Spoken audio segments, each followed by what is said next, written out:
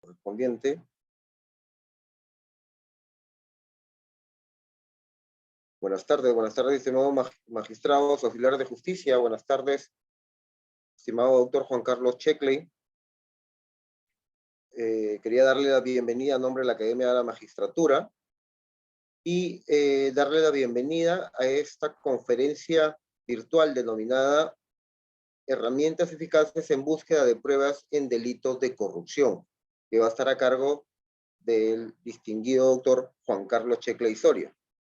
El doctor Juan Carlos Checkley Soria es máster en argumentación jurídica por la Universidad de Alicante, en España, y con estudio de maestría en Derecho Económico Internacional, Política Jurisdiccional y Gerencia Social por la Pontificia Universidad Católica del Perú, y tiene estudio de maestría en Derecho Público por la Universidad de Piura, del UDEP. Es abogado por la Universidad Nacional Mayor de San Marcos, docente de la Pontificia Universidad Católica del Perú, docente de la Universidad Privada Antenor Orrego, de la Universidad de Lima, docente de la Academia de la Magistratura y, si mal no recuerdo, también es docente del UDEP, creo. El doctor actualmente tiene 20 años de experiencia en la magistratura y actualmente se desempeña como juez supremo en el Juzgado de Investigación Preparatoria de la Corte Suprema de Justicia. El doctor Juan Carlos Checkley, puedo honrarnos en decir que es un amigo de la Academia de la Magistratura y ya lo viene acompañando en los distintos programas de preparación, en el PROFA, en el programa de ascenso, en los distintos niveles, y también en el programa de actualización y perfeccionamiento. Y como les mencionaba, el doctor ahora está desempeñando el cargo de juez supremo, cargo que a nuestro parecer está desempeñándolo con de muy buena manera y con muy buena calidad. Doctor, bueno, sin más preámbulos, no le quito más tiempo, lo dejo con su audiencia. Me parece, doctor, si al final podemos dejar unos 15 minutos para que los magistrados hagan algunas preguntas en su ponencia, si es que usted lo permite. Su audio, doctor, su audio está apagado. Claro que sí, Walson, por supuesto. Perfecto, doctor. Muchas gracias. Ante todo, gracias por esta oportunidad de tener sus conocimientos, experiencia. Y nada, doctor, lo dejo con su ponencia. Gracias, Walson. Muchas gracias a la Academia por la invitación y siempre es un gusto para mí estar con los colegas, ¿no? Los colegas jueces y los amigos de la Fiscalía y todos los compañeros de trabajo del sistema judicial ante la invitación de Walson para charlar sobre este tema, que es hoy uno de los trabajos a los que estoy abocado con bastante intensidad, por decirlo de algún modo, ¿no? Que requiere bastante trabajo práctico y conocer muchas cosas de detalle, que yo también he ido descubriendo en este año que tengo en este puesto de juez de investigación preparatoria, ¿no? Que es un trabajo bastante de detalle, diría yo, y bastante intenso también, ¿no? Porque cada cosa que llega uno tiene que estar, digamos, al día, ¿no? Al día y cada vez, por lo menos en este juzgado, salen cosas que no se prevén necesariamente en reglas, hay que recurrir a jurisprudencia y también a veces hay que buscar interpretaciones que sean pues razonables, que estén justificadas.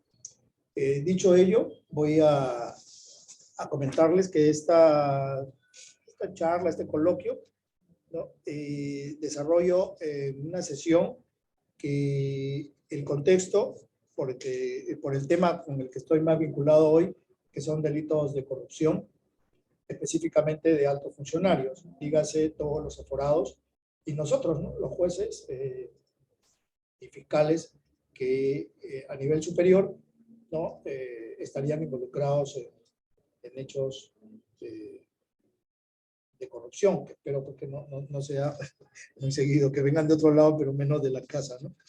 Y ese es un primer contexto, ¿no? Que quiero hacer presente para introducir el tema.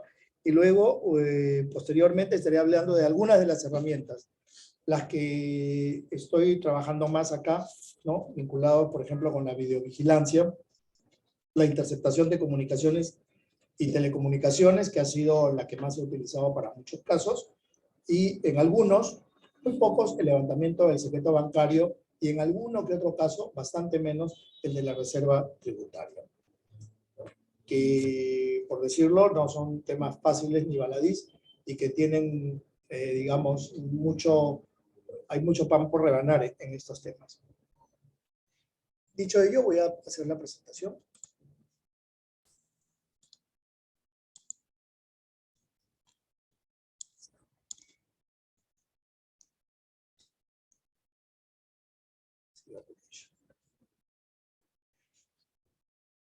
Hay varias herramientas.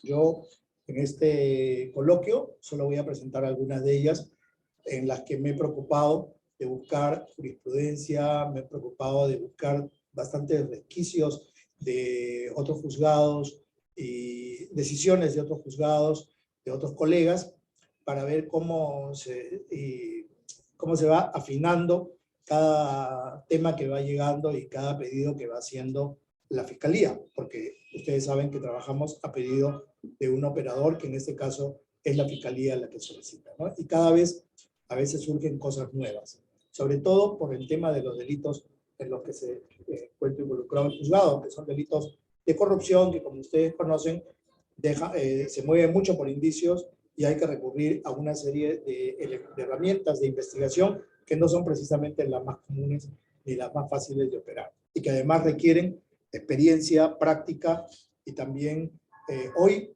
tecnología.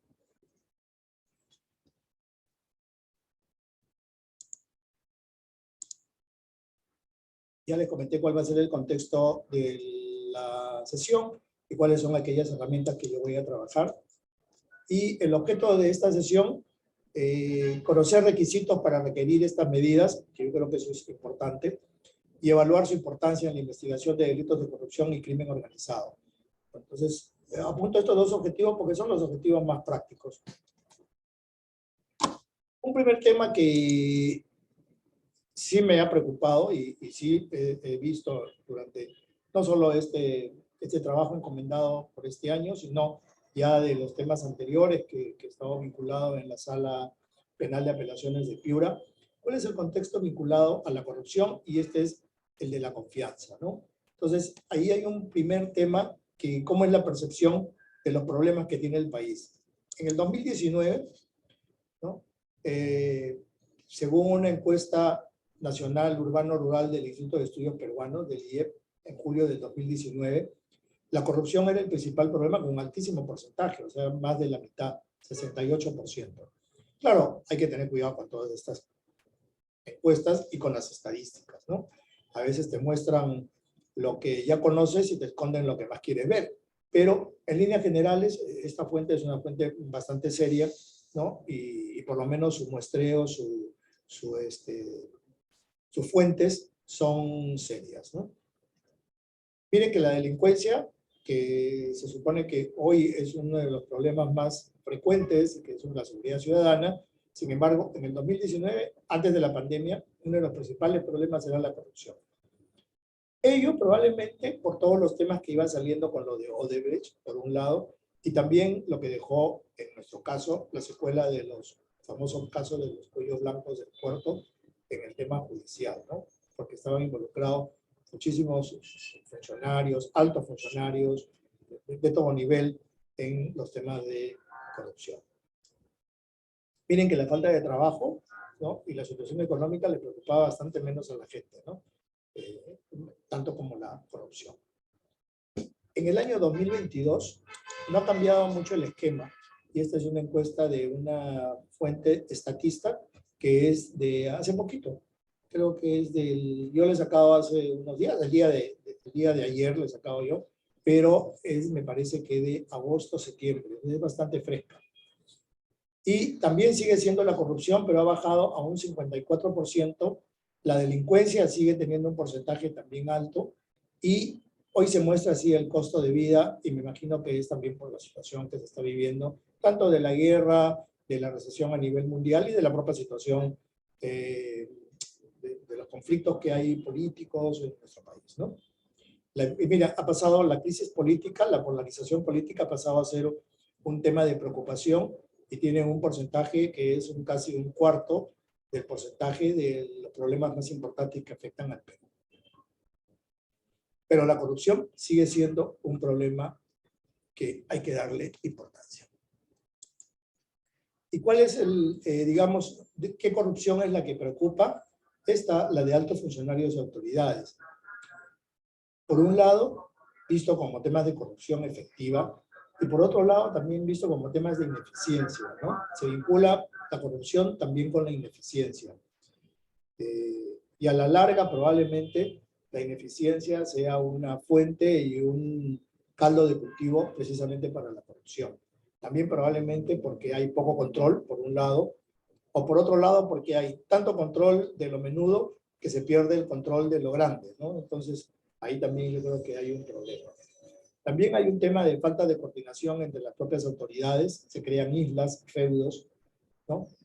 Y la escasez de recursos económicos, que yo no creo que ese sea un tema, está visto como un problema según en esta encuesta de Proética, pero sin embargo, yo creo que más que escasez de recursos económicos es la falta de un manejo de calidad de los recursos económicos, con los temas de los cánones, con los temas de los impuestos que se han ido recaudando, los altos precios de los minerales originados que en algunas regiones que perciben canon tengan altos ingresos de porcentajes de utilidades.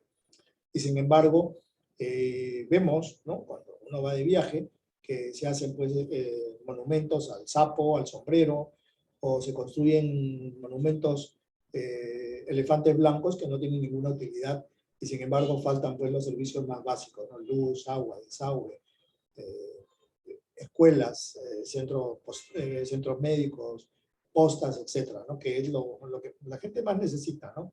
Y sin embargo se hacen inversiones que no son útiles y menos necesarias.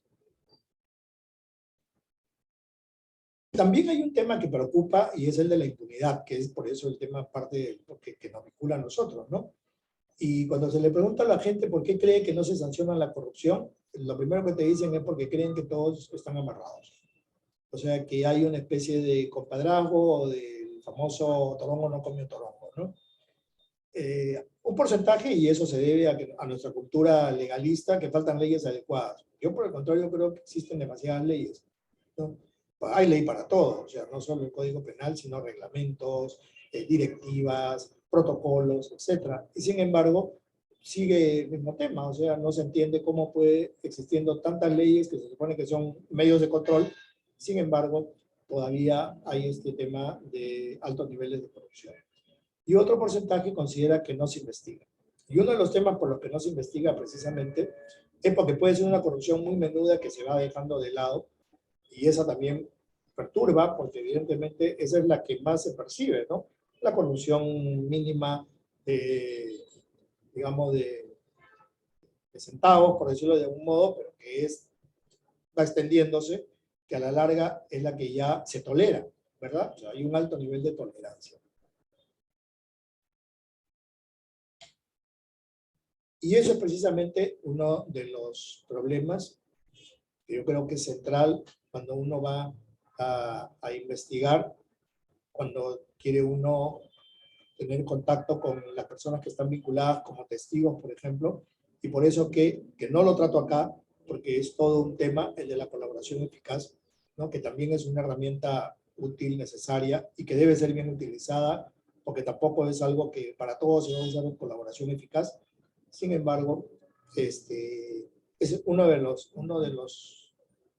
herramientas, de los elementos que ayuda en un porcentaje altísimo para lograr conseguir objetivos en la investigación en delitos de corrupción, así como de crimen organizado, ¿no? La colaboración eficaz, son sujetos que están involucrados en el delito, reconocen ello y te proporcionan información que, si bien es cierto, podría obtenerse por investigación, pero por ende puede demorar muchísimo tiempo a un costo altísimo, mientras que negociando y sabiendo hacer una negociación que tenga un buen resultado, ¿no?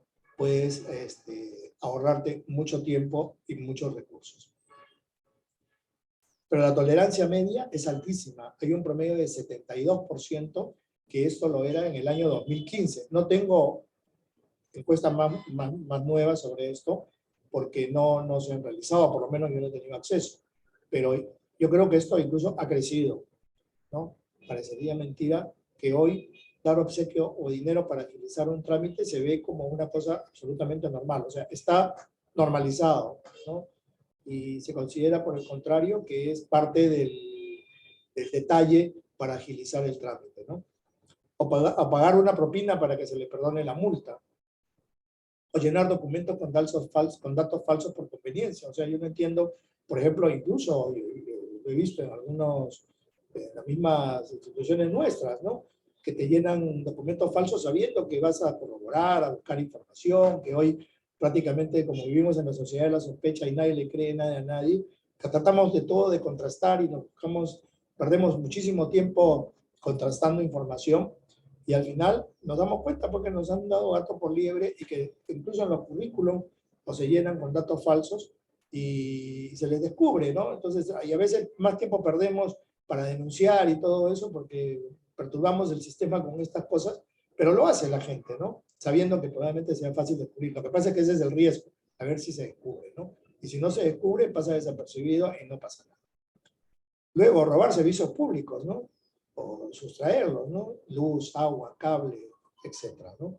También se ha normalizado. También por una falta de atención del propio Estado, que no presta estos servicios, la gente los necesita y recurre a lo que es más fácil, ¿no?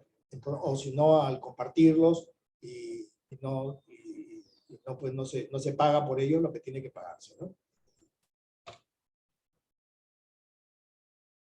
Dicho ello, cuando se hace la investigación de delitos de corrupción, siempre en todos los delitos va a pasar esto, mucho más en estos delitos de crimen organizado, de corrupción, de altos funcionarios sobre todo, cuando va a haber esta relación de tensión entre derechos fundamentales y persecución penal.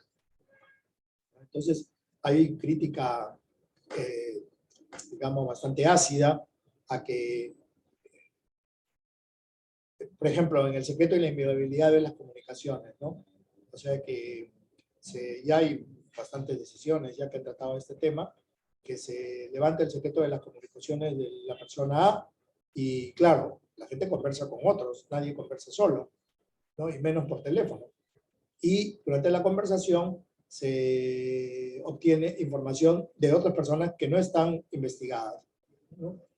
O por delitos que no son el delito que es materia de investigación y de levantamiento del secreto de las comunicaciones, ¿no? Ese es todo un tema y sobre eso voy a hacer una mención específica. Y sobre eso precisamente hay algunos cuestionamientos.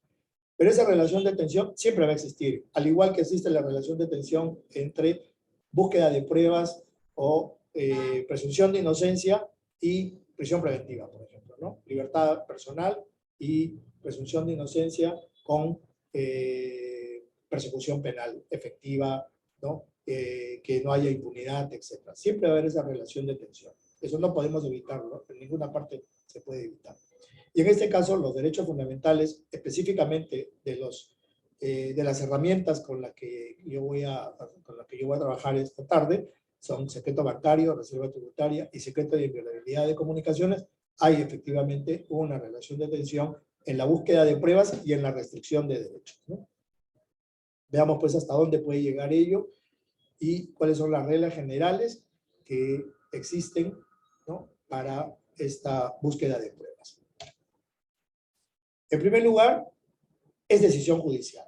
Si bien es cierto, es una herramienta de la que se sirve el persecutorio, que es la Fiscalía, el órgano de persecución, que es la Fiscalía, tiene que recurrir al órgano judicial para que éste emita una autorización.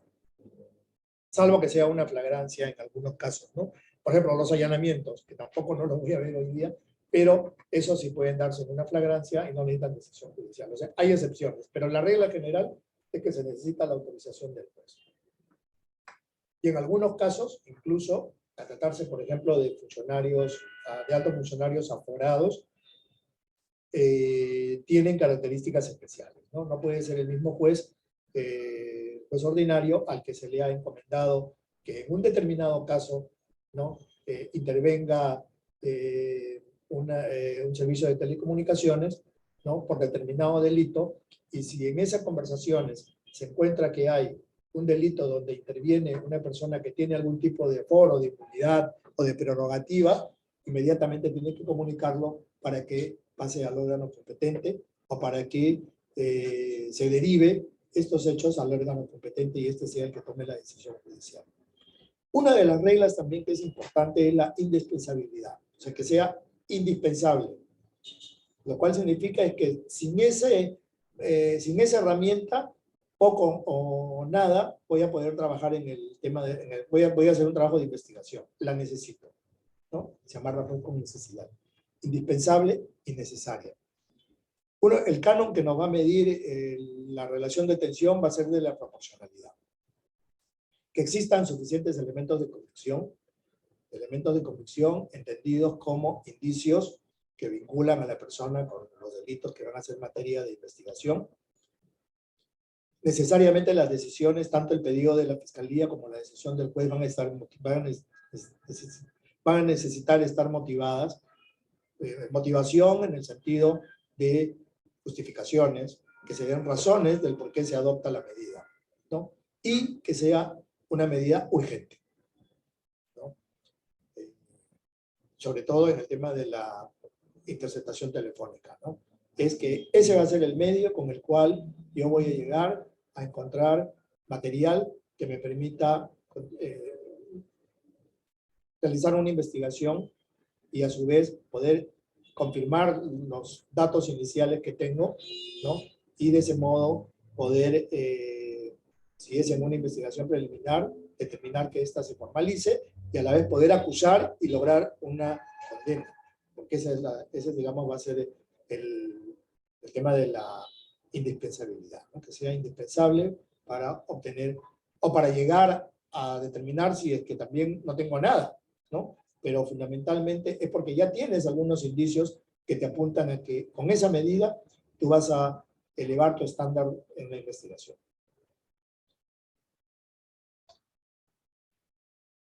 ¿Cuál es la normatividad aplicada? En primer lugar, la Constitución Política, que a su vez también tenemos los convenios, ¿no?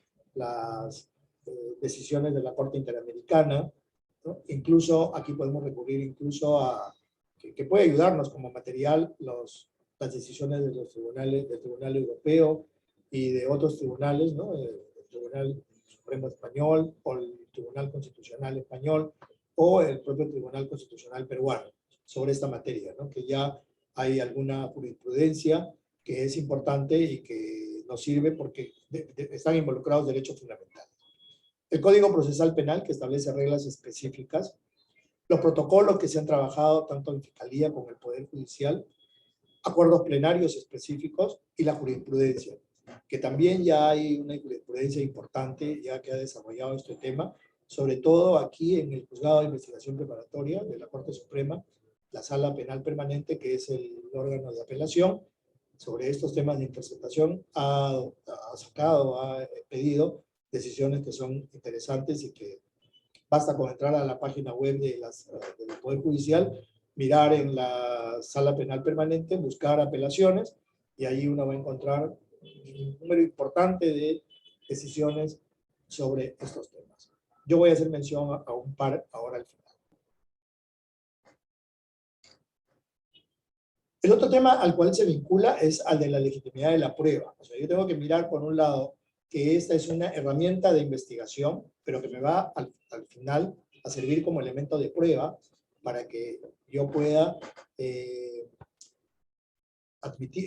sea admitido en la etapa intermedia y posteriormente pueda ser actuado en el juicio oral y sirva para ser valorado tanto como prueba individual y en conjunto, y me pueda servir para una condena si estoy desde la Fiscalía o desde la defensa, que pueda ser cuestionado, ¿no?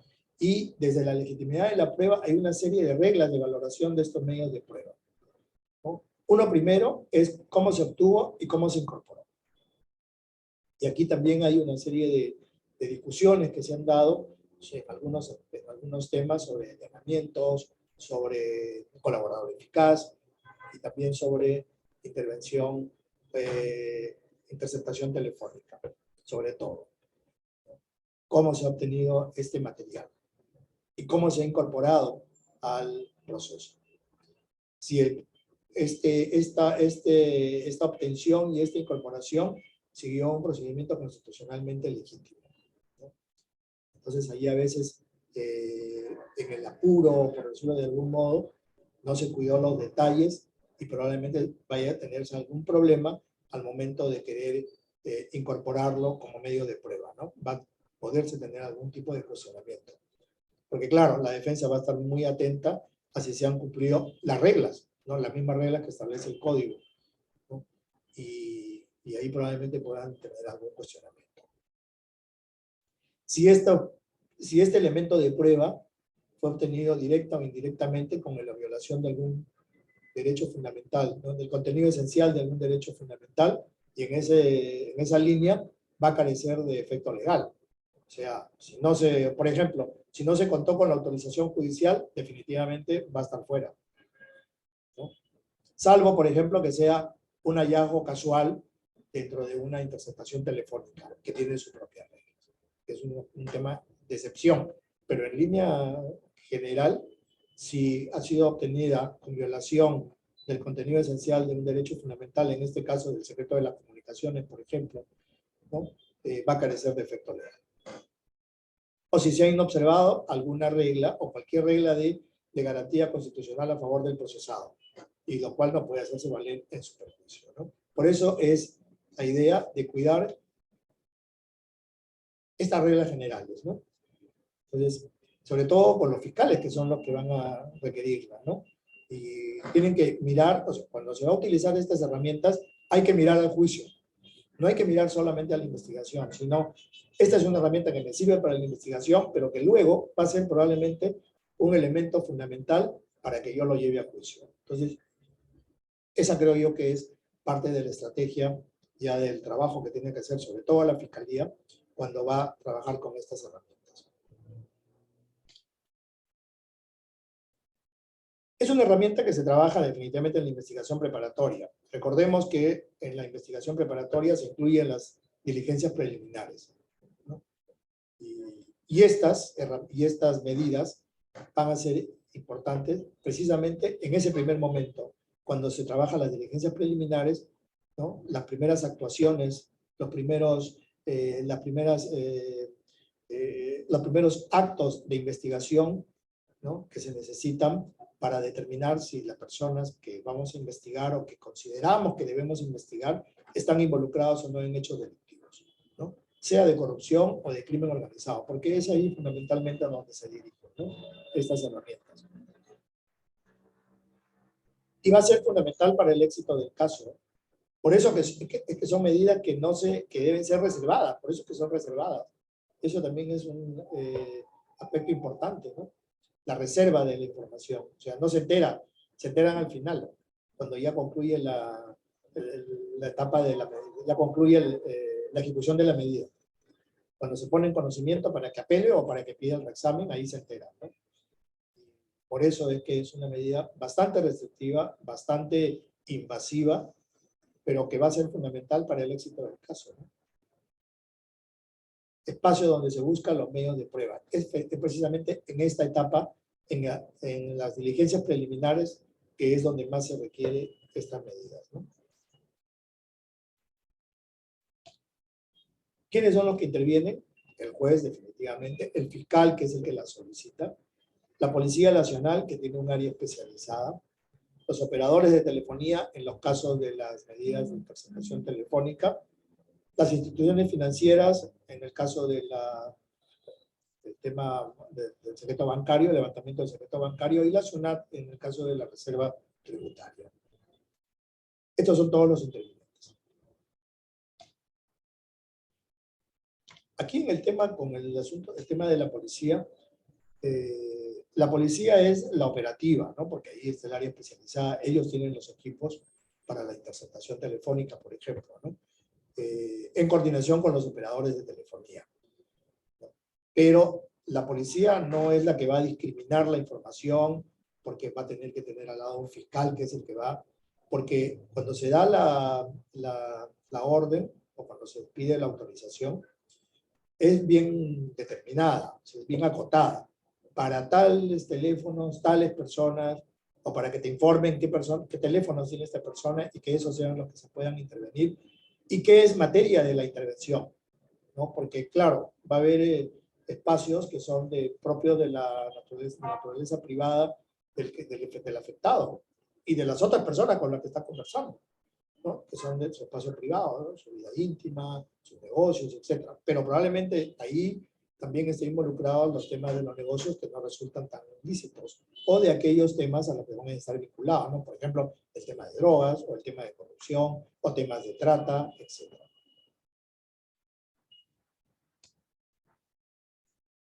Como se trata de un aspecto de búsqueda de pruebas, es una herramienta para la búsqueda de pruebas, se define a esto como el conjunto de medios legítimos que posibilitan buscar, recolectar y aportar información y data para el esclarecimiento de los hechos. Ese es mi objetivo. Ese es el objetivo. Entonces, no hay que perder de vista ese objetivo.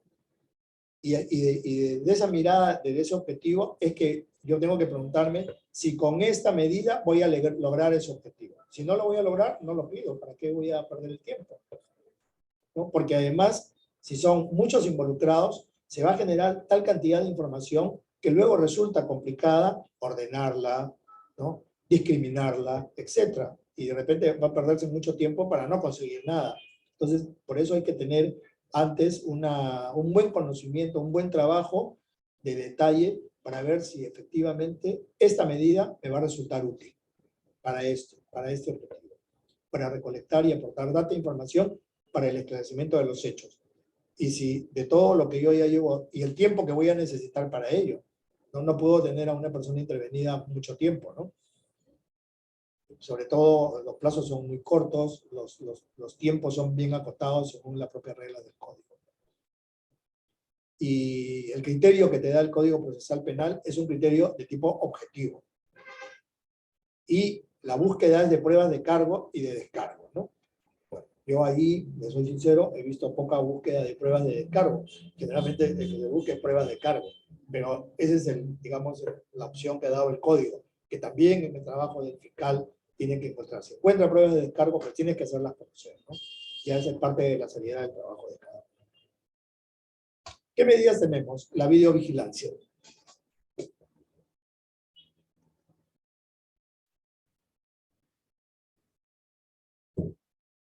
Como su propio nombre lo dice, la videovigilancia es una medida que requiere de medios tanto personales como también tecnología. Hoy la tecnología acá es fundamental. Esta herramienta sobre todo va a ser útil para delitos graves, sobre todo organización criminal. También para temas de corrupción ha sido muy útil. Ha sido muy útil. Esta medida es una que la puede ordenar directamente la Fiscalía, iniciativa propia o a pedido de la policía, ¿no? Esta es la única que no requiere autorización judicial, salvo que la investigación sea en el interior de un inmueble.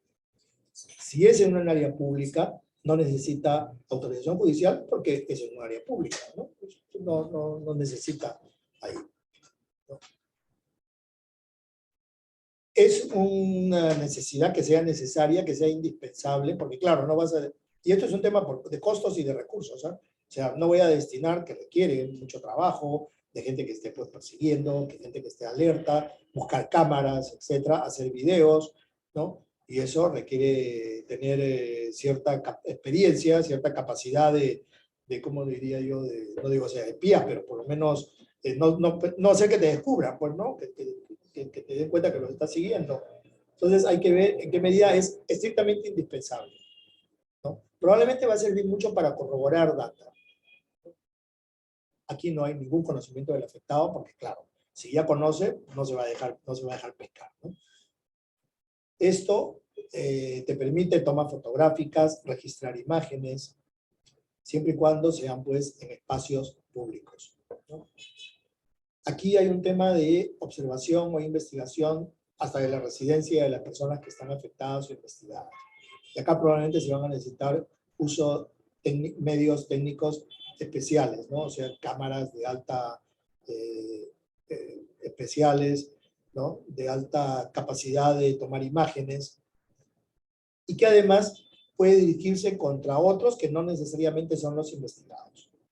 Porque claro, digamos, yo diría que esta es una primera herramienta para obtener algún tipo de información que luego te lleve a la utilización de las otras herramientas. Porque vas a tener que primero identificar quiénes son, y si estas personas están involucradas en algún hecho delictivo, tú vas a tener que hilar muy fino y hacer tu cuadro de vinculaciones, etcétera, ¿no? Como ya lo dije, requiere autorización judicial cuando la investigación es en el interior del inmueble, porque ahí estás haciendo la invasión de la privacidad. La videovigilancia, cuando se va a utilizar como prueba en juicio, se rige por los procedimientos del control previsto para la intervención de las comunicaciones. Se sigue el mismo trámite. Entonces ahí la pregunta es un reexamen, porque eso es lo que se hace para todo lo demás, ¿no? No está específico, pero cuando dice que como que rige el mismo procedimiento de control, ¿no? Porque luego de terminada la ejecución de la medida, hay un procedimiento de control que precisamente es el reexamen o la apelación, ¿no? Pero generalmente la mayor parte pide el reexamen. Y el reexamen está vinculado a la ejecución de la medida. O sea, si en la ejecución de la medida se han respetado las disposiciones que se dieron en el caso de la intervención por el juez para hacer esta intervención. Pero en el caso del reexamen de la videovigilancia no hay ninguna autorización del juez. Entonces acá probablemente lo que habría que evaluar es si las imágenes, si estas fotografías que se obtuvieron fueron en lugares públicos, ¿no? O fueron en lugares privados. Probablemente ahí haya algún tipo de cuestionamiento porque no se obtuvo autorización judicial. Entonces, por eso hay que tener claro que si se va a obtener algún tipo de imagen, se necesita autorización judicial si es en un lugar, si se trata de un espacio que no es público. Si es un espacio público, no hay ningún problema. Intervención de comunicaciones y telecomunicaciones. Esto ya es un tema de palabras mayores porque ya se está interviniendo, afectando un derecho fundamental que es la reserva de la privacidad de mis comunicaciones, ¿no? Que tiene un alto nivel de afectación. Constituye pues un mayor grado de afectación a la reserva y a la intimidad personal. Se interfieren las llamadas telefónicas a través de un computador o del radio, todas aquellas llamadas efectuadas por el investigado o dirigidas a él para conocer lo que conversa y a partir de ahí obtener información de los hechos que lo involucrarían en algún tipo de un tipo de delito y de quiénes pueden ser sus autores. Esta medida, como ya lo dije, necesariamente tiene que solicitarle el fiscal al juez. Necesita suficientes elementos de convicción. O sea, tiene que tener algo que le diga al juez, que le permita al juez justificar el por qué se va a dar esta medida que afecta la reserva y la intimidad de las comunicaciones personales. Por eso, probablemente, creo yo, por lo menos lo he visto en la práctica en algún momento, que se trabaja primero con la videovigilancia, se tiene ya alguna información a partir de algún dato que trabaja la propia policía, ¿no? A través de algún informe de inteligencia, etcétera, y a partir de ahí, esos primeros indicios, esos primeros elementos de esa primera data que se va a proporcionar, puede servir para pedir una intervención de la comunicación. Se requiere que el delito en pena sea superior a los 4 años. Debe ser una medida necesaria para continuar con la investigación. O sea, ya se tiene una investigación en marcha y yo necesito, para corroborar, por ejemplo, alguna información que ya me ha proporcionado algún colaborador eficaz, por ejemplo, ¿no? El colaborador, yo necesito corroborar lo que dice el colaborador eficaz, no basta con lo que diga, ¿no? No me sirve de mucho, de nada casi. Yo tengo que buscar corroboraciones. Y una forma de corroborar es esta, ¿no? Cuando dice, por ejemplo, sí, yo conversé con fulano de tal en tal oportunidad, entonces necesito corroborar eso, entonces pido levantamiento vía registro de las conversaciones para saber si en la oportunidad, en la fecha que dijo este testigo, este colaborador, que estas personas mantuvieron contacto, ¿no? Se dieron. Entonces, me sirve para corroborar. Y ya tengo un primer elemento de colaboración. Y eso sí se lo puedo decir al juez, no, yo tengo una información de unos colaboradores que han señalado esto, y yo necesito saber si esto efectivamente se dio. Con lo cual puede haber elementos de cargo y de descargo, o sea, porque si no hay nada, le va a servir al afectado, ¿no? Esta intervención comprende, y una primera, digamos, información va a ser la grabación de las conversaciones. O sea, se graba. Y obviamente te tienes que quedar con la parte que sirve para el caso. Y todo lo demás tienes que desecharlo, ¿no? Y a mí hoy me ha saltado una preocupación cuando he estado revisando si estas grabaciones luego tienen que ser destruidas una vez que ya termine el caso. O sea, no me ha quedado claro si hay alguna base de datos por ahí que mantenga estas conversaciones, ¿no? En mi opinión, estas deberían ser luego destruidas, tal vez en la presencia del juez o alguien que dé la garantía de que esto se destruye. Porque si ya concluyó el caso, ya se hubo condena o absolución, lo que determine, debe destruirse esta información porque ya cumplió su objetivo. Desde el principio de proporcionalidad, lo que más se tiene que verificar es si es una medida idónea, ¿no? O sea, si esta es la única forma con la que yo voy a tratar de obtener información que va a aportar al caso. Hay que precisar el nombre y la dirección del afectado. Algunas veces probablemente no se tenga direcciones exactas, ¿no? Pero por lo menos una aproximación. Y en algunas oportunidades tampoco se tiene el nombre, se tiene solo un teléfono, porque se tiene apodos o gente que no sé, se llama, no sé, Eduardo, pero le dicen Pedro, ¿no? No sé por qué, o le dicen Carlos. No, sí, mi nombre es Eduardo fulano de tal, pero generalmente me dicen Carlos, incluso cuando lo llaman, le llaman por un nombre que no es el suyo, pero eso también puede pasar, ¿no?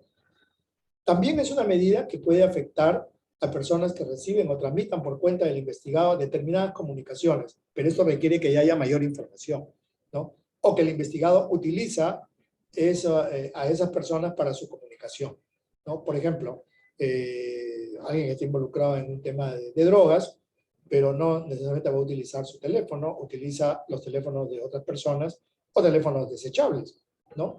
Porque la gente ya se cuida mucho, no es tan tonta para estar hablando de teléfonos que ya saben que lo puedan vincular.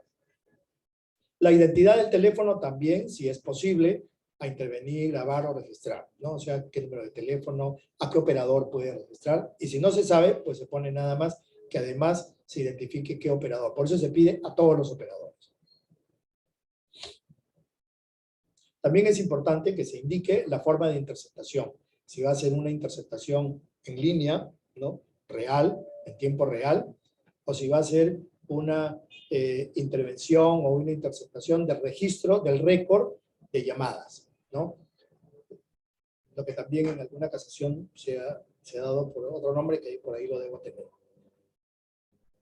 Es todas las llamadas que se han hecho, en qué momento se han hecho, cuánto tiempo han durado y qué personas son las que hablaron y qué números, ¿no? Es un registro. Quiero el registro de tal año a tal año porque voy a corroborar lo que me ha dicho un colaborador eficaz, ¿no?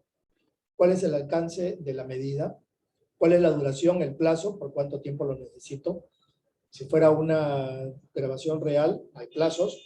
Y si fuera un tema de registro, quiero desde tal año a tal año porque son el periodo, por ejemplo, en que estas personas han estado en contacto, ¿no? Entonces, ahí tengo que ser, bueno, no va a ser tan preciso, pero por lo menos lo más que se pueda, ¿no? Tiene que necesariamente indicarse en la solicitud cuál es la dependencia policial o la fiscalía que se va a hacer cargo de la intervención y grabación o registro, porque a esta fiscalía es a la que el operador telefónico le va a remitir la información y además es la que es responsable, es la que va a tener probablemente que destinar un fiscal que sea el recolector, ¿no? Que esté ahí presente en algunos momentos que se hacen las grabaciones o que revise las grabaciones y que levante las actas. ¿Ya? El juez comunica la medida al fiscal que la requiere. Es un procedimiento reservado, eso es bien importante, o sea, no se entera más que la fiscalía y el juez que da la medida. Y los operadores de comunicaciones, que también son los que intervienen como, digamos, intermediarios, a los que se les transcribe solo la parte concerniente, ¿no? Se les comunica mediante oficio la parte concerniente de la intervención, que es qué es lo que se necesita, las celdas, etcétera, ¿no? Y los operadores tienen que facilitar de modo inmediato la geolocalización de los celulares, que también es un pedido que se suele hacer.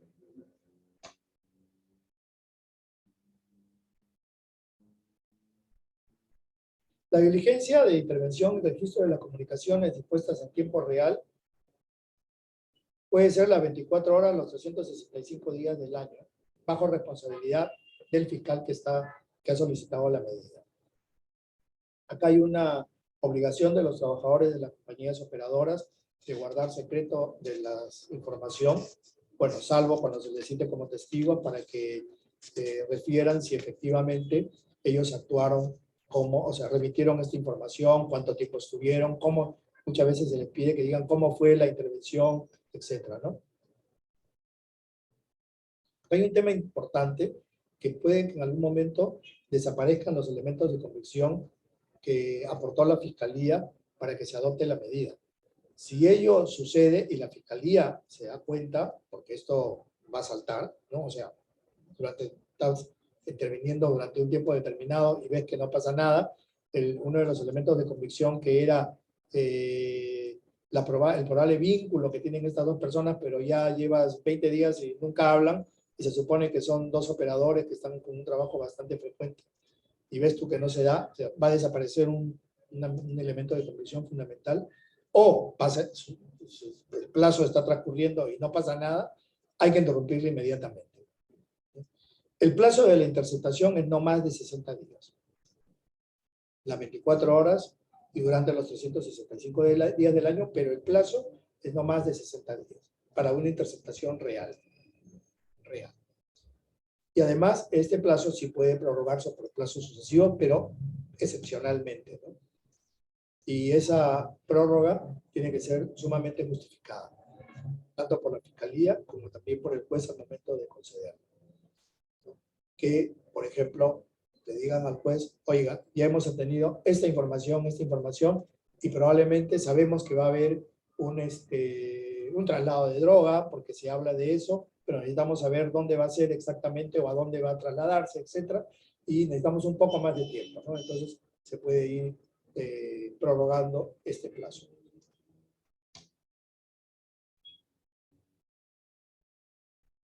Y acá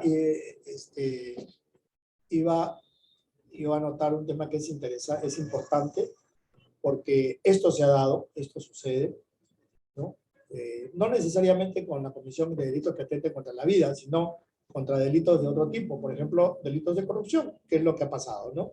Si durante la ejecución de la intervención en tiempo real, a través de números telefónicos determinados, o de identificación de comunicaciones de sujetos que se les solicitó la intervención, se obtiene información de la comisión de delitos, ¿no? Que en este caso atenten contra la vida, la integridad de personas, etcétera, a cometerse en las próximas horas, el fiscal, excepcionalmente y dando cuenta al juez, para su convalidación podrá disponer la incorporación de dicho número a la intervención de comunicaciones en curso, siempre y cuando en el mandato judicial prevenga esta eventualidad.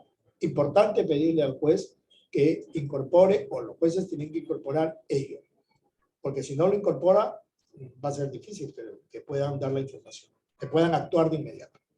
Por eso es importante que se incorpore en la parte decisoria, ¿no? Una disposición que permita que inmediatamente ese número se incorpore y no tengas que ir a pedir otra autorización, sino que esa autorización ya esté implícita en la propia decisión de interceptación. Cosa que si hay un delito que va a ser inminente, se pueda actuar de inmediato.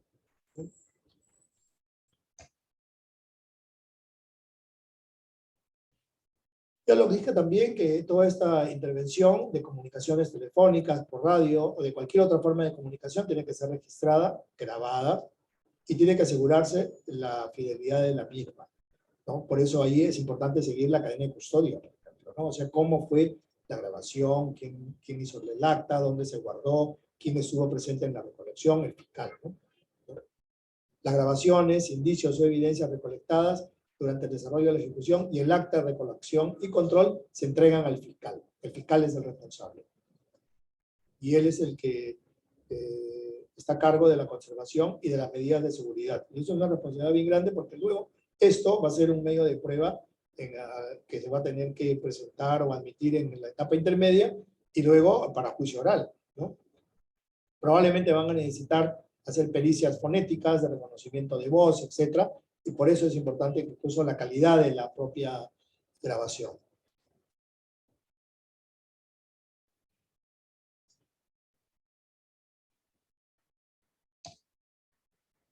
Las grabaciones se conservan hasta culminar el proceso penal, y ahí iba yo a qué pasa luego con ellas.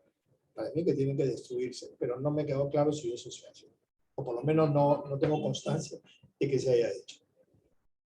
¿Qué cosa es lo que se transcribe? Las partes relevantes de las comunicaciones. Se levantan actas, y esas actas son las que luego se trasladan a las partes al momento de que se les comunica que se les ha levantado el secreto de las comunicaciones. La autoridad judicial dispone de la eliminación de comunicaciones irrelevantes, si es que llega, ¿no? Si es que tiene conocimiento de estas. En caso de la investigación no se judicialice, el fiscal dispone de la eliminación previa autorización judicial. Una vez que está judicializado, ya toda autorización tiene que venir del juez. Si durante las grabaciones se apresa la comisión de presuntos delitos ajenos a los autorizados para investigar, el fiscal tiene que comunicar estos hechos al juez que autorizó la medida. Esto es bien importante porque si esos delitos no eran materia de investigación, el juez tiene que inmediatamente conocerlos para que pueda o ampliar la medida o determinar si pasa a otro juez, es otra materia, etcétera, o, y aquí viene lo importante, si es que es una persona que tiene algún tipo de prerrogativa, ¿no? Y esto tiene que ser de inmediato y de forma célere, ¿no? Y ahí a veces hay problemas cuando no lo hacen de modo inmediato, entonces probablemente haya luego un cuestionamiento a que no se vulneró algún tipo de garantía. Por eso hay que tener cuidado con eso. Cuando se ejecuta la medida de intervención, terminada la ejecución, hay dos posibilidades. Una es la apelación, ¿no?, de la medida, y la apelación va a estar vinculada al total de cómo se realizó la intervención, sobre todo si se respetaron las garantías constitucionales. Y el reexamen, así se respetó la decisión del juez de cómo tenía que hacerse esta ejecución de esta medida, cómo tenía que ejecutarse, cuáles eran los números que tenían que afectarse, cuáles eran los aspectos de geolocalización, celdas, registros de qué fecha a qué fecha, etcétera, ¿no? Una vez que se ejecutó la medida, todo lo realizado, todo el resultado de esta, tiene que ponerse en conocimiento del afectado y del poder y del juez. O sea, la fiscalía comunica al afectado y al juez. La posibilidad del reexamen judicial, hay un plazo de 3 días desde que se le notificó. Y el juez cita a una audiencia en el más breve plazo. No hay fecha, ¿no? Pero lo más breve se entiende que puede ser pues 3 días o 5 días, calculo yo, ¿no? Generalmente acá lo hemos hecho dentro del más breve plazo, 3 días, 5 días, dependiendo un poco también de la carga que se tenga, ¿no? ¿Cuál es el objetivo del reexamen? Verificar que los resultados del afectado haga valer sus derechos. Impugnar las decisiones del reexamen. Acá hay un tema, o sea, también en una resolución de decisión de apelación, he visto que en el reexamen también el juez está obligado a verificar el tema de derechos y garantías, ¿no? Ahí hay no diría una discusión, sino una apreciación de que por un lado unos refieren de que debería solo referirse a la ejecución, o sea, si ejecutó la medida en los términos que el juez ordenó, porque ese es el reexamen, ¿no? O también estás llamado a revisar la parte de las garantías, de los derechos constitucionales que se vieron afectados, ¿no? Generalmente se deja eso para la apelación, porque eso va a ser otro órgano que lo va a revisar, ¿no? Pero creo yo que no quita nada que también en el examen se pueda verificar eso, ¿no? La otra medida es el levantamiento del secreto bancario. El secreto bancario es un derecho fundamental. La Constitución lo establece en el artículo 2, numeral 5, y solo puede ser levantado a pedido del juez, el fiscal de la nación, según lo que dice la Constitución, de una comisión investigadora del Congreso con arreglo a ley, y siempre que se refiera al caso investigado el Contralor y la Super de Banca, Seguros y AFP en su función específica. O sea, está bien acotado quiénes son los que pueden levantar, a pedido de quién se puede levantar el secreto del bancario. Se requiere una solicitud del fiscal, se necesita requerimiento fiscal. Es el juez de investigación preparatoria el que ordena este levantamiento. Es un proceso reservado, no hay trámite alguno, basta el pedido.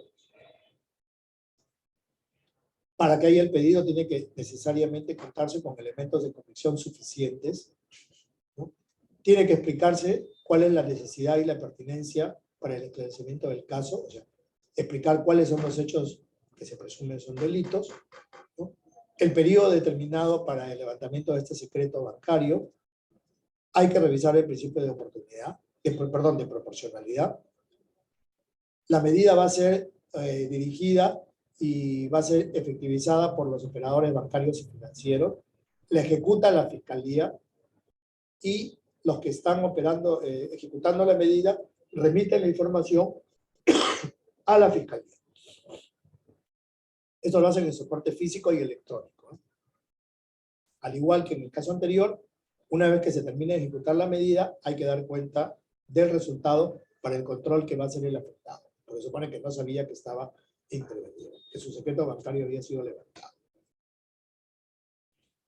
Durante este levantamiento del secreto bancario, también se pueden incautar documentos, títulos, valores, sumas depositadas y cualquier otro bien. Depende que la Fiscalía lo requiera al juez. Que solamente el juez lo puede disponer. También se puede disponer el bloqueo y la inmovilización de las cuentas. Se ha hecho en alguna oportunidad, sobre todo por los casos de corrupción. Necesariamente tienen que ser, digamos, bienes que estén vinculados a los delitos investigados. Tiene que haber necesidad y que sea indispensable y pertinente para los fines del proceso, el objetivo que se busca. Y aquí, aunque no pertenezcan al imputado o no se encuentran registrados a su nombre, es posible hacer este levantamiento.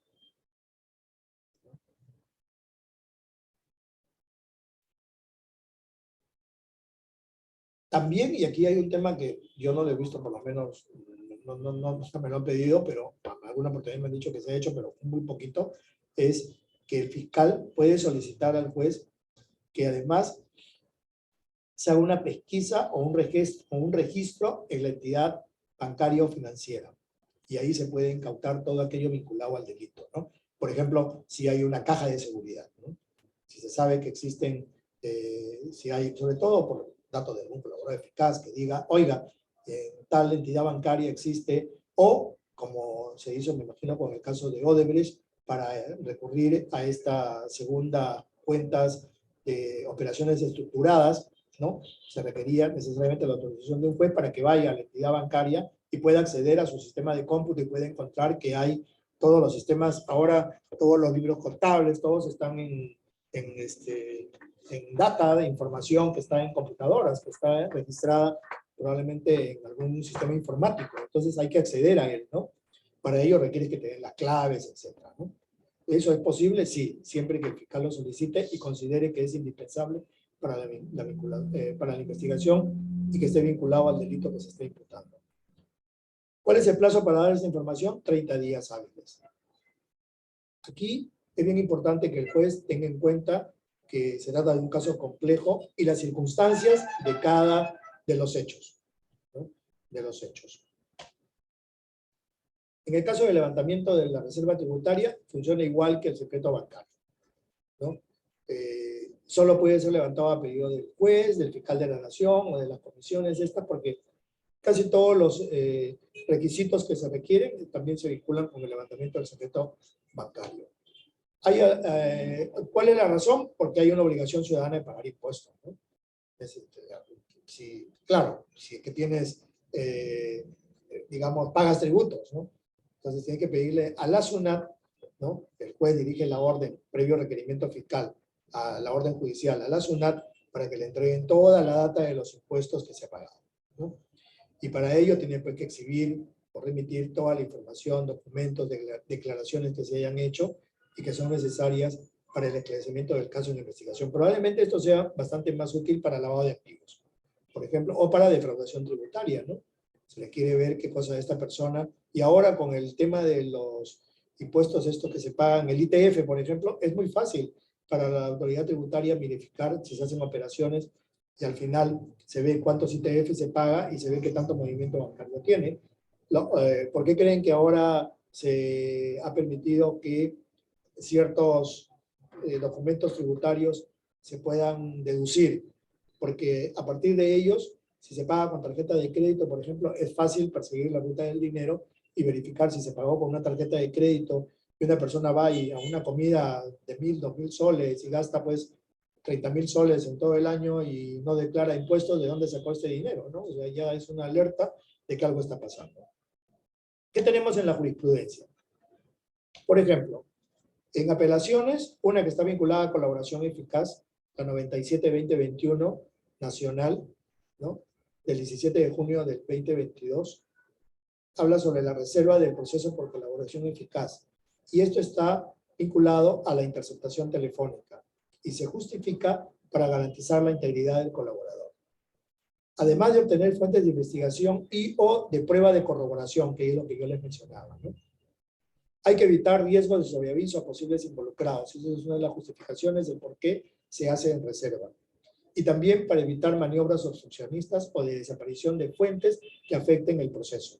Estas son las 4 ideas que yo he rescatado de esta casación, de esta apelación. O sea, fue una decisión de este juzgado que la revisaron en la sala penal permanente y sacaron esta casación.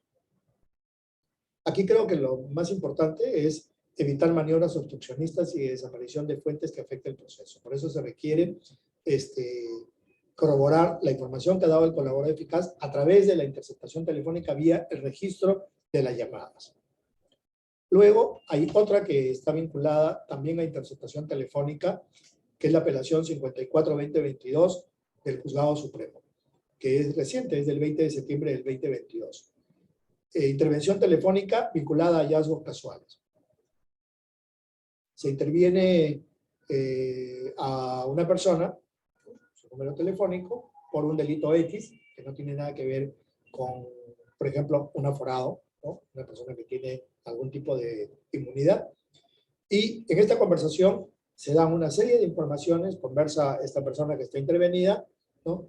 Con otras personas, y a partir de esta se van determinando nuevos hechos, que también son hechos delictivos, y que involucran a otras personas. Puede haber personas que sean aforadas, o pueden que no lo sean, ¿no? Si fueran aforados, inmediatamente hay que poner en conocimiento del juez que sea competente, del juez que está viendo la interceptación, para que éste inmediatamente lo haga de conocimiento del juez competente, ¿no? Y si fueran hallazgos casuales de otros delitos, también hay que poner en conocimiento del juez que está haciendo la interceptación para que pueda ampliar. Porque aquí sí hay un tema de esa relación de tensión que ya les señalaba de los derechos de los afectados. Y esto sí puede, al final, resultar un boomerang para la Fiscalía porque no cuidó este aspecto de seguir un tema tan puntual de no poner atención a que se trataba de personas que no estaban, de otros delitos que no fueron autorizados por el juez.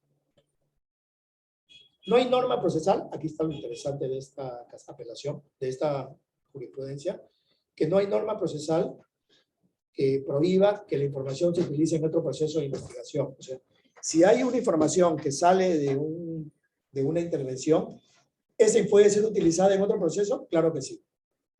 No hay nada que lo prohíba, por lo menos esto lo han dicho, ¿no? Y esta interceptación telefónica se puede realizar a través de los registros, dada la gravedad de los hechos que se están investigando y de la alarma social que puedan ocasionar. ¿Cuáles son los desafíos actuales para concluir? En primer lugar, yo creo que sí es necesario que para estos temas, por ser reservados, por ser indispensables para casos graves, ¿no? Que requieren un trabajo bastante minucioso, detallado, además que tiene que ser inmediato, rápido, ¿no? De tener plataformas compartidas. O sea, de algún modo, Fiscalía, Poder Judicial, ¿no? Tienen que tener aquí una vía, un mecanismo que le permita compartir estas plataformas inmediatas, ¿no? Eso por la inmediatez, por el tema de los plazos. Los plazos son tan rápidos porque te piden la intervención en línea, es una cosa rápida. Entonces, si tú tuvieras una plataforma compartida, pues lo envías todo por la plataforma e inmediatamente se puede sacar la decisión, ¿no? En el tema de los elementos de convicción, yo creo que eso también ahí hay que afinar mucho porque un elemento de convicción es bastante más que una simple evidencia o probabilidad. Yo diría que va más allá de un nivel de probabilidad. O sea, es algo que ya se ha materializado en algo, ¿no? Entonces, a veces los elementos que te proporcionan son muy mínimos o que no te dicen nada. Entonces, vas a intervenir si no tienes nada, no tiene lógica, ¿no? Tecnología, o sea, sí se requiere que exista pues tecnología tanto de los operadores, que son la policía que va a hacer la interceptación, como tecnología desde la parte de la fiscalía para que pueda hacer pues las grabaciones rápidas, para que pueda hacer las transcripciones, si necesita más peritos de fonéticos, etcétera, y capacitación, personal preparado y dispuesto probablemente a tiempo completo para estos temas, ¿no? Y aquí, coordinación máxima. Lo perfecto es enemigo de lo bueno, pero sí se requiere que haya coordinación en extremo, ¿no? Y la reserva. Eso es fundamental para que pueda tener éxito como medio de prueba. Dicho ello, estoy listo para las preguntas. Muchas gracias por su atención. Perfecto, doctor, muchas gracias. Estimados discentes, hemos abierto el chat. Si desean hacer sus consultas, lo pueden hacer mediante el chat. O, no sé, doctor, si usted me permite, están levantando la mano. Si usted me permite, les puedo habilitar el micrófono para que le hagan la pregunta directamente. Claro que sí. Excelente. Entonces, le habilitamos el micrófono al doctor Pedro Álvarez. Adelante, doctor Álvarez. Active su micro, por favor. Muy bien, muchas gracias. Muy buenas noches ya para el doctor Juan Carlos Shecklin Soria, quien tuve la ocasión de conocerlo en su corte matriz, Piura, y a todos los colegas que estamos participando en este evento académico. Doctor Juan Carlos, también trabajé en el subsistema anticorrupción y algún magistrado deslizó una frase que realmente es coherente a lo que sucede en la realidad en el sistema o en el subsistema anticorrupción. Y decía que mientras la corrupción va en ascensor, el sistema anticorrupción va por escalera. Es verdad. Es Esa verdad. proporción, ¿cree usted que ya podemos ir superando? ¿Se está acrecentando? Para mí, desde mi punto de vista, creo que se va acrecentando. Y acá tengo que hacer un comentario. Perdona que te interrumpa, se va acrecentando el que seguimos en la escalera y la escalera cada vez tiene más escalones y la corrupción va más rápido, va en ascensor, o sea, ha conseguido un ascensor más eficiente, o al revés, ya estamos por lo menos tratando de entrar al ascensor. Claro, doctor, pero sin embargo acá veo un tema del plazo razonable que manejamos los que hacemos penal.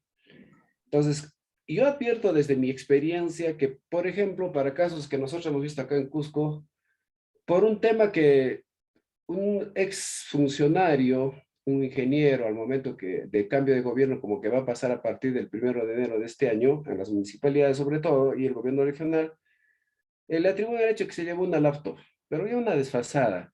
Sin embargo, imagínense, después de 12 años se ha logrado dictar una sentencia, obviamente condenatoria, pero entonces yo veo que acá el subsistema está un poco fallando en los plazos razonables.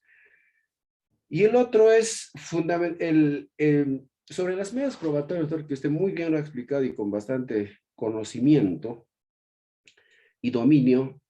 Yo tengo una preocupación. Si bien es cierto, los periodistas, el periodismo de investigación puede dar la noticia criminis y el Ministerio Público tomar esa noticia y hacer las pesquisas y las investigaciones y la investigación preliminar. Sin embargo, ¿cómo es que usted desde su perspectiva y su experiencia evalúa el hecho de que hay un debate mediático paralelo al proceso penal? ¿Cómo podemos controlar ese debate periodístico y cómo es que se filtra esa información? si hay algunos procesos reservados y hasta a qué momento en todo caso se tendría que hacer público. Yo entiendo que el juicio oral. Nada más, doctor, muchas gracias, felicitándolo siempre por su ponencia. Un abrazo. Muchas gracias, muchas gracias. A ver, es verdad, yo creo que se ha mejorado bastante, pero todavía seguimos, creo, porque hay un tema de tecnología, claro. Las organizaciones criminales, sobre todo las que tienen muchos recursos, manejan muchos recursos, sobre todo, vamos a ver, no te digo en el tema de corrupción probablemente, pero sí en el tema de narcotráfico, evidentemente nos llevan muchísima ventaja al sistema, digamos, criminal, de justicia criminal, a los operadores en los recursos, ¿no? O sea, tienen más recursos, tienen más facilidad de obtenerlos, ¿no? No tienen que estar haciendo licitaciones, no tienen que... Porque, por desgracia, así funciona el sistema, ¿no? O sea, y los plazos nos ganan, etcétera. Entonces, ahí sí hay una ventaja. Entonces, y eso es en todos lados, ¿sabes? Salvo pues en sociedades mucho más, digamos, desarrolladas, donde los primeros que obtienen estos medios tecnológicos son los perseguidores. Alguna vez, por ejemplo, la fiscalía, yo estaba en una fiscalía en Nueva York y tenían todo lo moderno, pero ya ellos mismos decían que en algunos casos, que es la fiscalía de Manhattan Sur que ve los casos de delitos de cuello blancos, ¿no? De todos estos delitos de la bolsa, etcétera, de todos los delitos de fraudes. Y ellos mismos decían que con toda la experiencia que puedan tener los equipos que manejan, incluso tienen la posibilidad de contratar terceros para revisar programas informáticos, la ventaja que le llevan era del 1 al 9. O sea que ni siquiera ya, digamos, que tienen los recursos lo pueden hacer. O sea, siempre van a ir por delante, eso me queda claro, pero por lo menos yo creo que sí tiene que contar con actualizaciones, con capacitación sobre todo, y evidentemente tener, pues, no sé, por ejemplo, la máquina que hace la interceptación acá, ¿de qué año debe ser? ¿No? Yo supongo que debe haber máquinas muchísimo más modernas, etcétera, que te permiten captar y afinar la grabación y captar muy finamente y que las conversaciones y la voz, ¿no? Hay peritos fonéticos en la fiscalía suficientes y capacitados para que puedan hacer rápido este trabajo.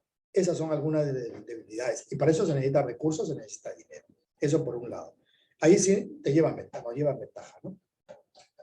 Y en lo otro, claro, si por una laptop, ¿cuánto cuesta una laptop? Yo acabo de ver, hay laptops que valen ahora hasta 1.200, 1.300 soles, estás hablando de 300, 400 dólares. Claro, si por el pérdida o por la sustracción de una laptop vas a perseguir durante 12 años, probablemente esa laptop ya hasta se dio de baja, ¿no? Entonces ahí, y ahí qué tanta investigación tienes que hacer, o sea, probablemente incluso hasta haya la posibilidad, no sé, si es algo que sea tratado de un tema de corrupción grave, que la información que había en la laptop sea de tanto valor que era de todo el gobierno regional, no lo sé, pero por un tema así tan simple, yo creo que ahí estamos muy mal, ¿no? O sea, el plazo razonable pasó todo su tema. Ese es un aspecto que sí yo creo que es todavía una debilidad, ¿no? Y ahí es la debilidad aparte, nosotros poco o nada los jueces podemos hacer si no tenemos la proactividad del fiscal. O sea, el fiscal es el llamado ahí a estar pendiente de su caso, ¿no? Si sabe que ya tiene toda la prueba, directo que vaya, ¿no? O sea, que vaya, que acuse y que tenga todos los medios de prueba. O sea, ¿qué tanto medio de prueba puede necesitar? Salvo que sea un caso complicadísimo, muy difícil, ¿no? Pero yo creo que ahí sí hay un tema de todavía de debilidad institucional, ¿no?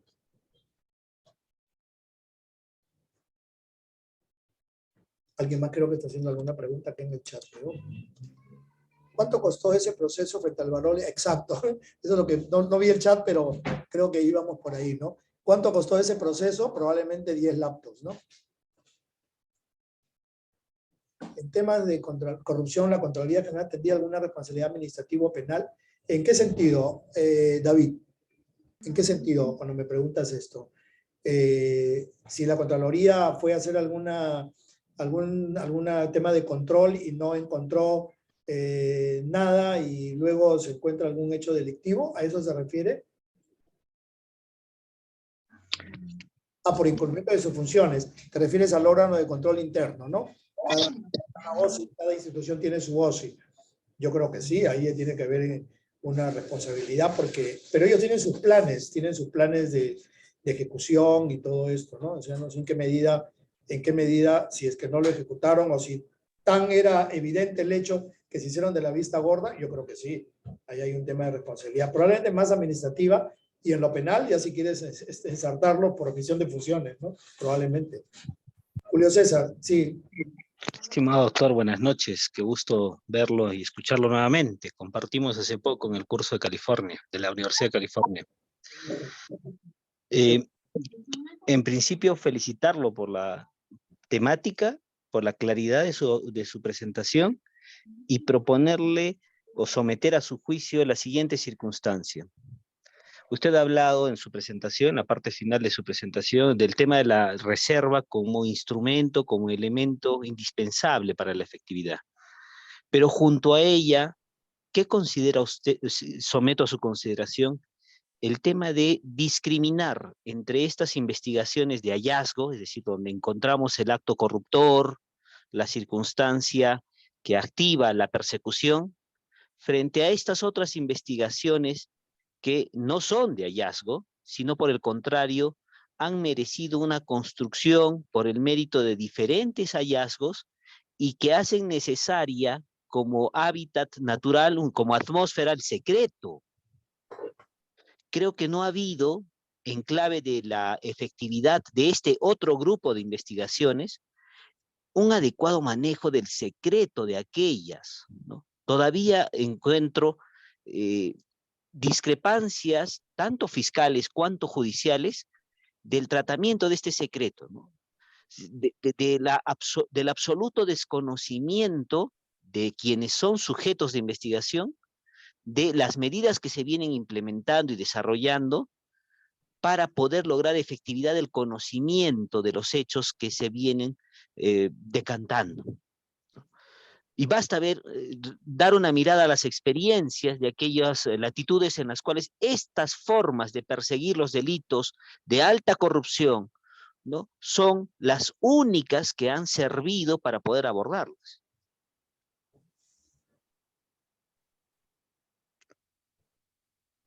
Bueno, creo que también, me recuerdo que también el colega anterior preguntó sobre el tema del secreto y la reserva, ¿no? ¿En qué medida hablaste algo del tema de los periodistas, ¿no? De los periodistas que tienen la información. Claro, a veces, muchos de los casos, y aquí, el caso de todo que saltó aquí, de los cuellos blancos y todo esto, eso se movió a través de una información periodística, pero porque, claro, alguien tuvo que dar esa información a los periodistas, porque no creo que el periodista haya tenido acceso de una bola mágica o le haya caído un ángel del cielo con la información. Alguien, no sé, no lo sé, no me consta, no puedo decir quién, pero alguien tiene que haber dado algún dato que permita desarrollar desde el punto de vista periodístico, y ya un buen periodista que hace una buena investigación comienza a atar cabos, información aquí, información allá, qué sé yo, tiene sus fuentes, ¿no?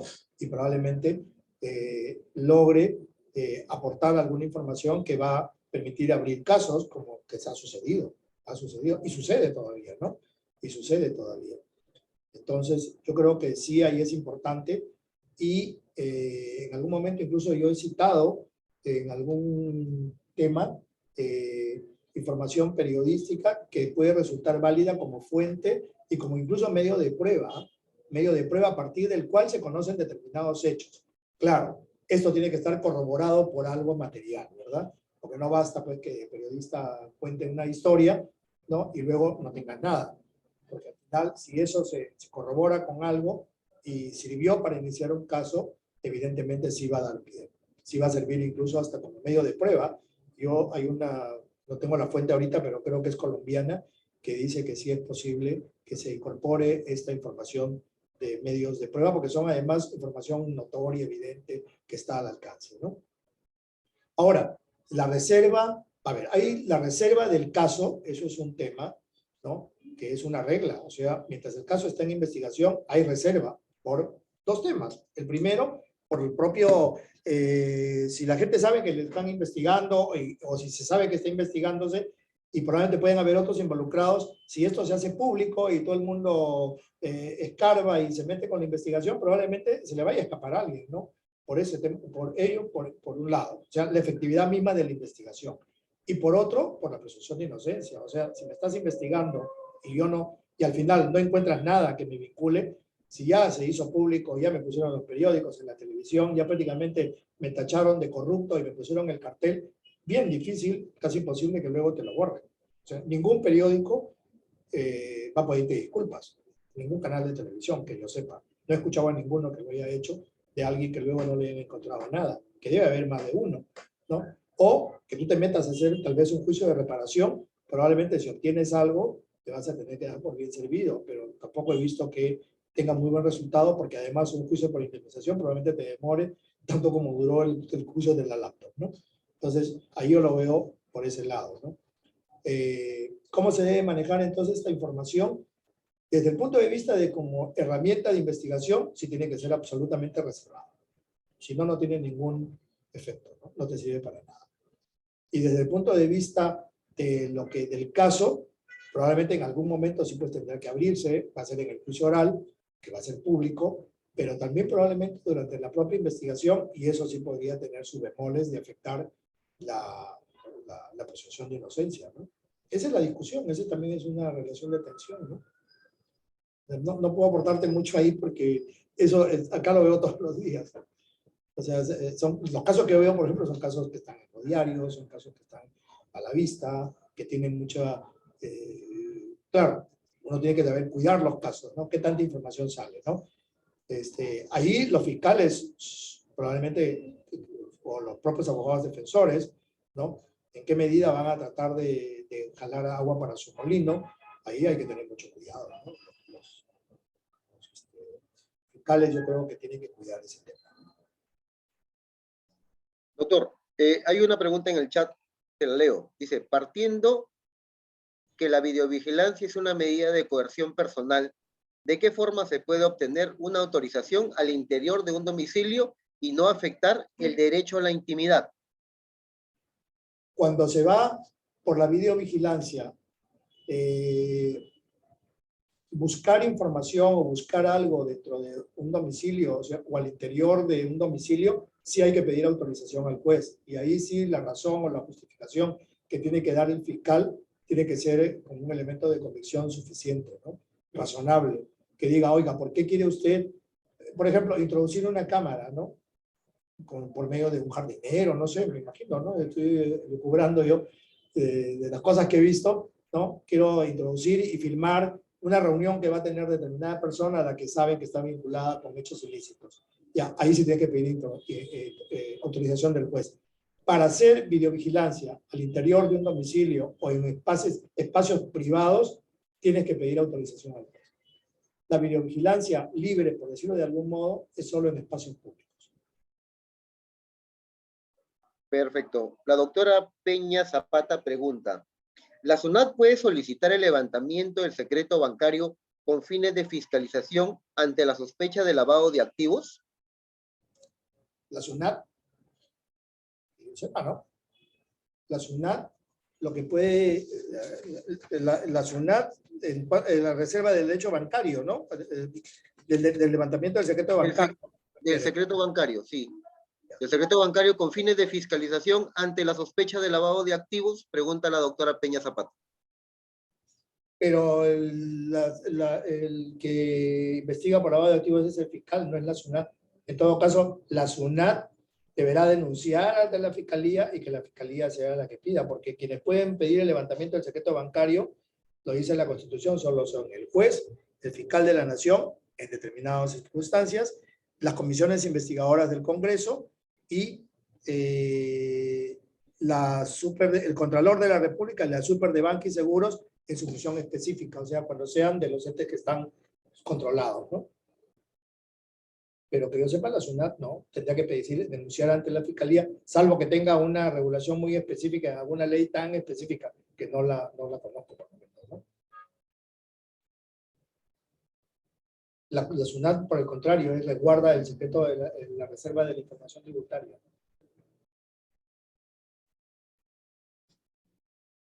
Excelente, doctor.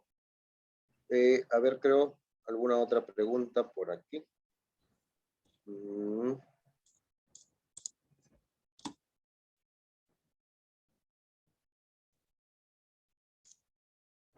Cuando me voy en el chat, a ver.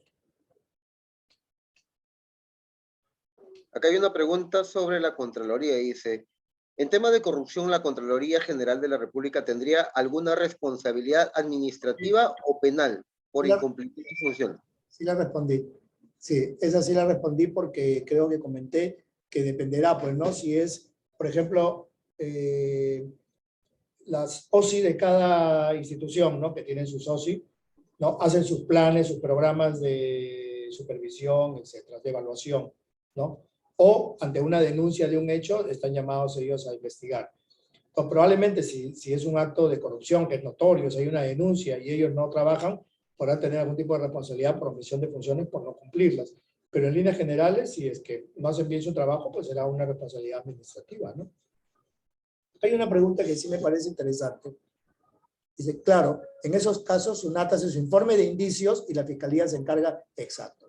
La SUNAT lo que tendrá que decir, oiga, acá tenemos, por ejemplo, esta persona, es raro, maneja un Porsche, maneja vehículos, o sea, tiene un alto nivel de gastos, porque lo vemos por su ITF, por el uso de las tarjetas bancarias, etcétera, y sin embargo, hemos revisado, hemos contrastado con sus ingresos tributarios, y sus ingresos tributarios son los de un juez, ¿no? O de un FIC, no alcanza para tanto gasto. ¿No?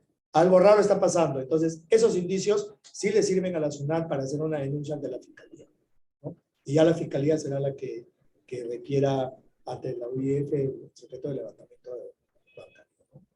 El doctor Sotero Z quiere hacer una pregunta. Adelante, la última pregunta, por favor, la última pregunta ya. También, que me parece interesante, ¿dónde podrían haber imágenes? A ver, vamos a ver si las subo porque... Justo es del doctor Sotero Z que quiere intervenir. ¿Así? Ah, ya, esa es la de la videovigilancia. Exactamente, sí, sí, sí, de equipos informáticos. Ah, perfecto. Sí. Sí. Adelante, doctor Sotero Z, puede activar su micrófono. ¿Se me escucha? Sí. Sí. Sí, doctor Checle, buenas noches. Buenas noches. Mi pregunta era, justo la había transcrito, era porque a veces nos encontramos en situaciones en las cuales se hace, por ejemplo, un allanamiento, no en las cuales va al Ministerio Público con la petición lógicamente judicial y se incautan a veces equipos informáticos, teléfonos celulares, que a veces no solamente se ven en los procesos de delitos contra la administración pública, sino también en delitos comunes. El tema está cuando nos encontramos con un celular o un equipo informático para visualizarlo, y a veces la persona intervenida lógicamente no brinda su autorización. Mi pregunta es, ¿cuál es la norma pertinente en este caso para amparar y solicitarle al juez y decirle también la autorización? A veces no se lo plasma, pero la norma pertinente en las cuales le digo al juez, o sea, para efecto de no vulnerar su derecho a la intimidad, también permítanme visualizar los equipos informáticos, ¿no? Sí.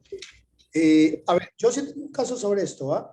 Cuando hablas de equipos informáticos para el disco duro, por ejemplo, sí se autoriza, se requiere autorización del juez para que se pueda revisar el disco duro y para que se pueda capturar toda la información que se tiene ahí y en este caso concreto se incautó una computadora y se pedía autorización para poder revisar el disco duro y toda la información que puede contener. Entonces, sí, se requiere autorización y eso está vinculado, déjame ver,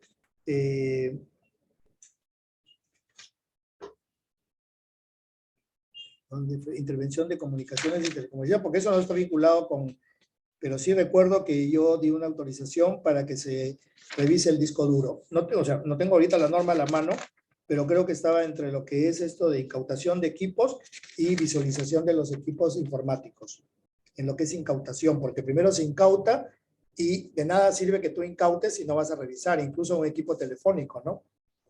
Porque esa es información y es parte de la reserva de la información, de las comunicaciones que tiene esa persona, ¿no? Porque quiere ver chats, quiere ver correos, etcétera, ¿no? O sea, sí puedes utilizar, creo que utilizamos la misma norma de la intervención telefónica y del control de comunicaciones y de documentos privados. Sí, requieres autorización del juez. Me queda claro eso porque yo tuve que autorizar ingresen a revisar un disco duro. Perfecto, doctor. ¿Podemos dar la última pregunta a la doctora Ramos Chávez?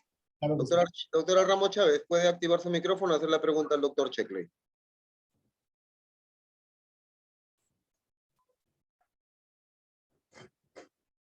Doctora Ramos.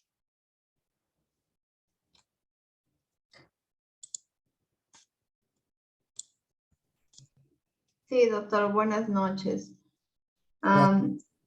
Respecto a la intervención de comunicaciones en tiempo real, yo creo haber entendido que si esta se prolonga por más del tiempo que dura la investigación preliminar, ¿esta ya sería ilegal?